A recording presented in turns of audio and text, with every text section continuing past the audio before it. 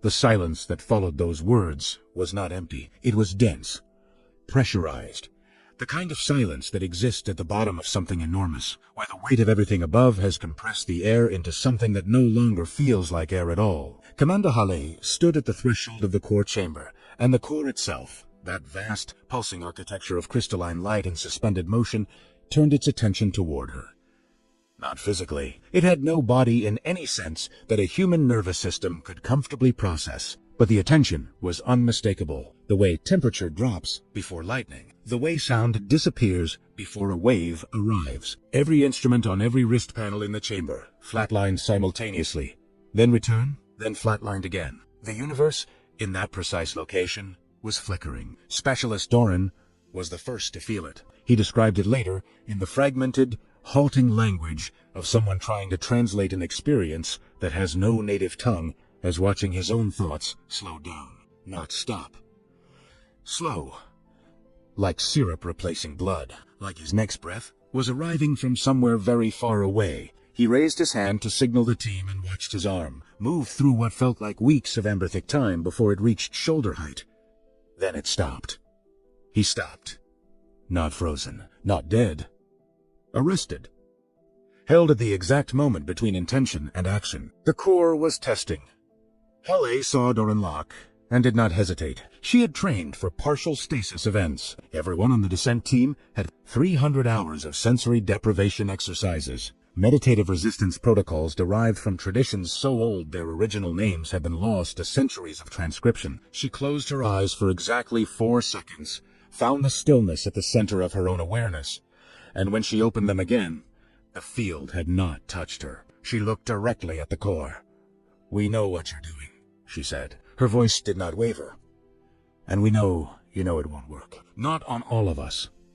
The light inside the core shifted. Frequencies of color that the human eye registers only wavelengths at the outermost borders of visible spectrum began cycling in patterns that the team's linguist, Dr. Vasquez, had spent 18 months learning to read. Not language. Exactly. The Gorgon consciousness did not communicate in language. It communicated in state changes. In the difference between one configuration of reality and the next, Vasquez translated in a whisper that everyone heard. "It's asking why you didn't run, because running is how you lose." Alian swayed.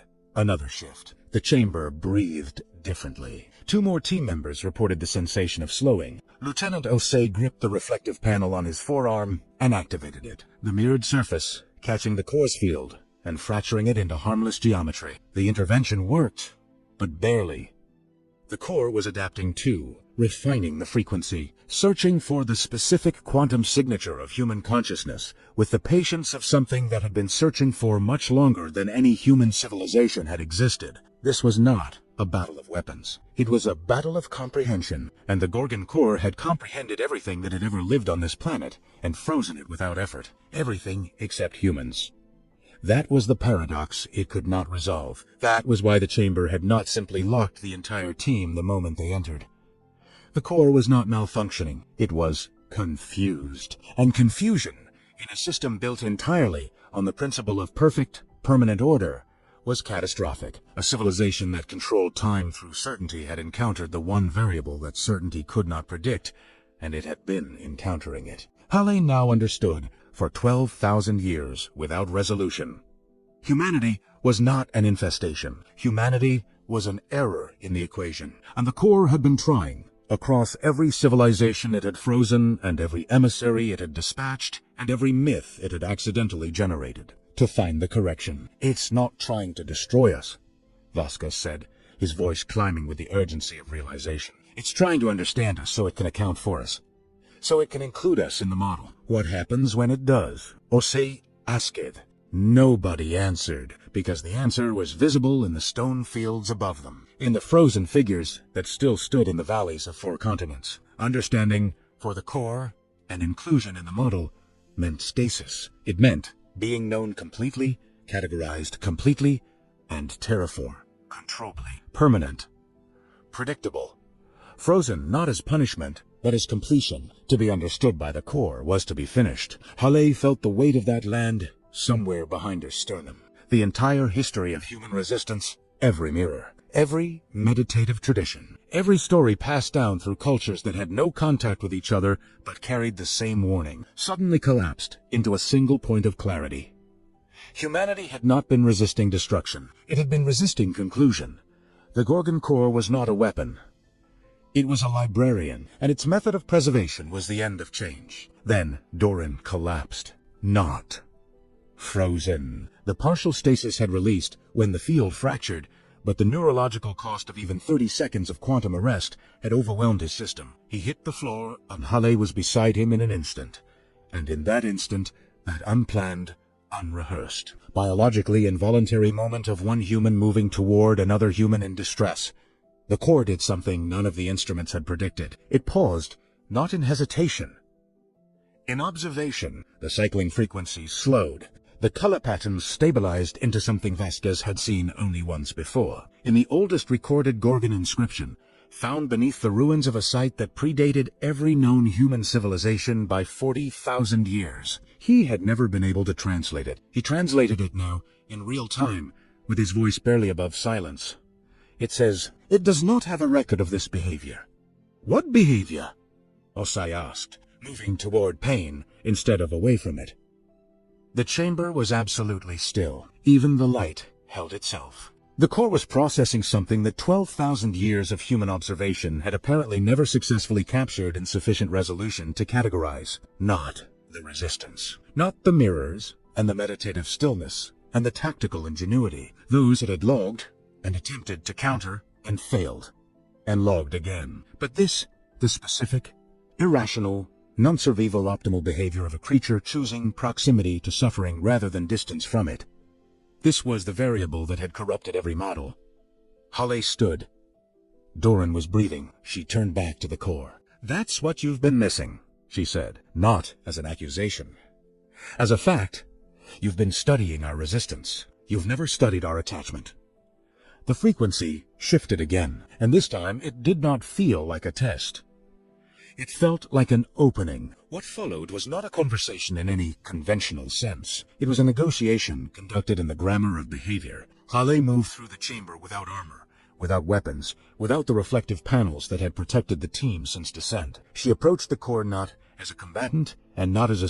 She approached it as something the core had never successfully categorized, an unknown that was choosing to be present. The stasis field reached for her twice. Both times, she held stillness until it fractured.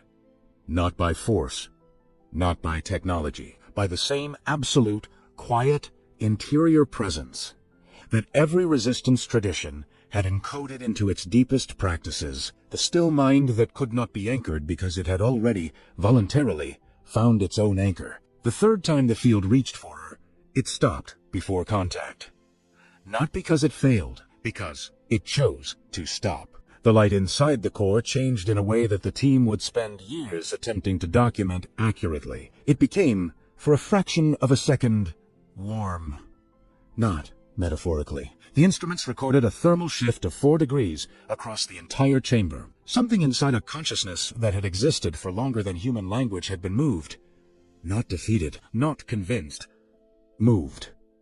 Vasquez was crying. He didn't know when he had started. Hale stood at the center of the chamber, and the core surrounded her in frequencies of light that were no longer cycling through analysis. They were holding, present, attending in the way that only things with genuine awareness can attend to something they have never encountered before and recognize in the encounter as significant.